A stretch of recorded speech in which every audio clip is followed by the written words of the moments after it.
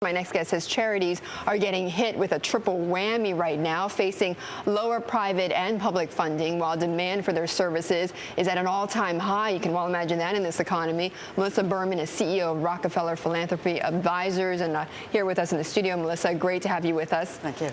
Good to be here. Okay, so we've heard it's gotten difficult. I'm hearing sort of just anecdotal data that demand is going up, what, 30, 40% in some cities? Sure, and there are some places that are hit really hard in the industrial Midwest. In the Gulf Coast areas, demand for services is up 50, 60%.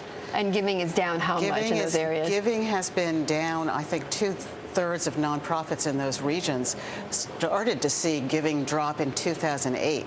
So 2008 down, 2009 down, 2010. We hope things even out. Well, we heard a lot, particularly after Madoff, the whole Madoff thing that blew up. We heard a lot about charities and foundations having to close shop. Sure. Has any of that momentum eased at all, or in fact, is it picking up?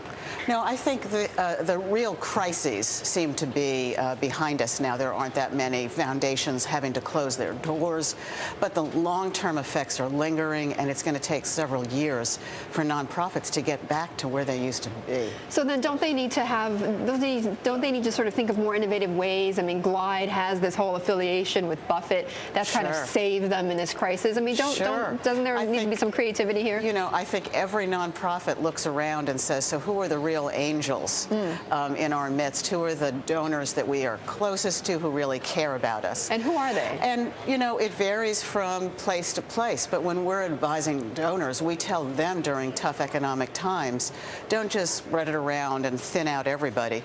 Figure out the organizations and the causes that you really care the most about and stick with them, and if anything, try and give them more money. Right. Well, what about the donors themselves? And I'm not just talking about the Buffetts, but the others who are regular contributors, let's say. Even people that we may or may not know, but we know appear on the Forbes list or whatever. I mean, you know, does the giving get cut out first when they see their net worth decline, or how does that work? I don't think, for many ultra-high net worth donors, their commitment to philanthropy is really very deep. And lots of them that we talk to have been holding their giving steady since 2008, even though their net worth has declined. They may postpone, you know, the fancier vacations.